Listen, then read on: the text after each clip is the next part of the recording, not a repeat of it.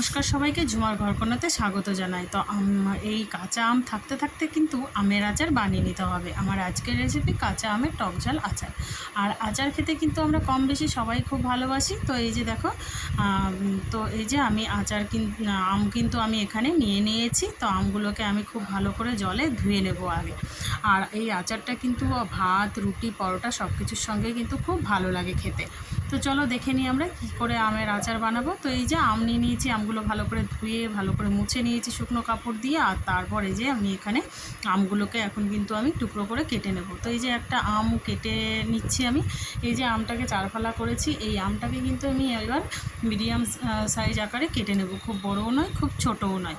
তো এই যে দেখো, তোমাদেরকে আমি দেখিয়ে দিচ্ছি কেমন করে আমি কেটেছি। তো এই যে এইরকম করে কিন্তু আমি বাকি সব আমগুলোকেও কিন্তু আমি কেটে টুকরো করে নিচ্ছি। তো এই যে আমার সব আমগুলো কিন্তু কাটা হয়ে গেছে। এবার আমি কি করব, আমের গায়ে একটু নুন আর হলুদ মাখিয়ে একটু রোদে দিতে হবে। আর খুব বেশি রোদে দেওয়ার দরকার নেই, এগুলোকে মোটামুটি 2 থেকে আড়াই ঘন্টা কিন্তু রোদে রাখলেই এগুলো হয়ে যাবে, গায়ের জলটা শুকিয়ে যাবে। তো এই যে দেখো, আমি ছাদে রোদে দিয়ে দিয়েছি। তারপর কিন্তু এই যে আমি রোদ থেকে তুলেও নিয়ে এসেছি, তোমাদেরকে দেখিয়ে দিচ্ছি। এই যে ঠিক এরকম পর্যায়ে আমার হয়েছে। তো এবার এগুলোকে আচারের জন্য রেডি করার জন্য যা যা আমার মশলা লাগছে সেইগুলো আমি একটু দেখিয়ে দিই তোমাদেরকে। এই যে প্রথমেই কিন্তু আমি এখানে নিয়ে নিয়েছি গোটা জিরে, পাঁচফোড়ন, শুকনো লঙ্কা, সাদা সর্ষে, কালো সর্ষে আর কিন্তু গোটা ধনে। আর এগুলোকে কিন্তু আমি খুব ভালো করে একটু ভেজে নেব। একদম খুব কড়াকড়ি ভাজার দরকার নেই। তো এই যে দেখো, প্রথমেই কিন্তু আমি কড়াইতে দিয়ে দিচ্ছি গোটা সর্ষে আর সাদা সর্ষে, আর হচ্ছে পাশাপাশি দিয়ে দিলাম কালো সর্ষে। একসঙ্গে একটু ভেজে নেব। কালারটা চেঞ্জ হয়ে গেছে, দেখতেই পাচ্ছ তোমরা। এবারে আমি এগুলোকে নামিয়ে নিচ্ছি। আর তারপর দিয়ে দিলাম পাঁচফোড়নটাও একটু কালারটা চেঞ্জ হয়ে যাবে আর সুন্দর একটা গন্ধ বেরোলেই কিন্তু নামিয়ে নিতে হবে। তো আর এই যে এখানে গোটা ধনেও আমি নিয়ে নিলাম, আর তার সঙ্গে শুকনো লঙ্কাটাও। তো এই যে এগুলোকে একটু ঠান্ডা করতে দিয়ে দিলাম, একটু ঠান্ডা হোক ততক্ষণে বাকি আর কি কী উপকরণ লাগছে সেগুলো আমরা দেখে নিই।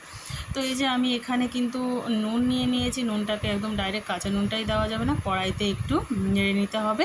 আর এখানে কিন্তু আমি বেশ খানিকটা তেল নিয়ে নিয়েছি, তেলটাকে গরম করতে দিয়ে দিয়েছি।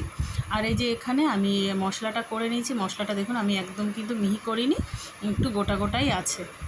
আর এই যে তেলের মধ্যে আমি দিয়ে দিচ্ছি শুকনো লঙ্কা, দুফালা করে আমি শুকনো লঙ্কাগুলোকে দিয়ে দিলাম, একটু ভেঙে ভেঙেই দিয়েছি। আর এই যে তেলের মধ্যে এবার এগুলোকে আমি মিক্সড করব, আম আর হচ্ছে মশলা। তো এই যে আমি প্রথমেই দিয়ে দিলাম আম, তারপর দিয়ে দিচ্ছি মশলা, আর তারপর দিয়ে দিচ্ছি নুন, হলুদ আর হচ্ছে শুকনো লঙ্কার গুঁড়ো। এগুলো দিয়ে আমি কিন্তু দুটো লেয়ার করে দিয়েছি।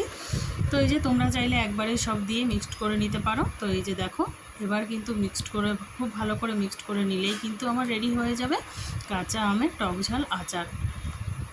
তো এই যে তোমরা কে কে আচার খেতে ভালোবাসো আমাকে অবশ্যই কমেন্ট করে জানিও। তো এই যে দেখো, আমার কিন্তু এখন রেডি হয়ে গেল। আর এটা কিন্তু 1 বছর সংরক্ষণ করে রাখা যাবে। তো এর মধ্যে একটু ভিনিগার দিয়ে দিলেই কিন্তু হয়ে যাবে। আর আচারটা এবার পরিষ্কার জারে ভরে নিতে হবে। আর খেয়াল রাখতে হবে আচারের ওপরে যেন তেলটা ভেসে থাকে। তো তোমাদের কেমন লাগলো এই রেসিপিটি অবশ্যই আমাকে কমেন্ট করে জানিও। আর ভালো লাগলে লাইক শেয়ার করে দিও, আর চ্যানেলটিকে সাবস্ক্রাইব করো।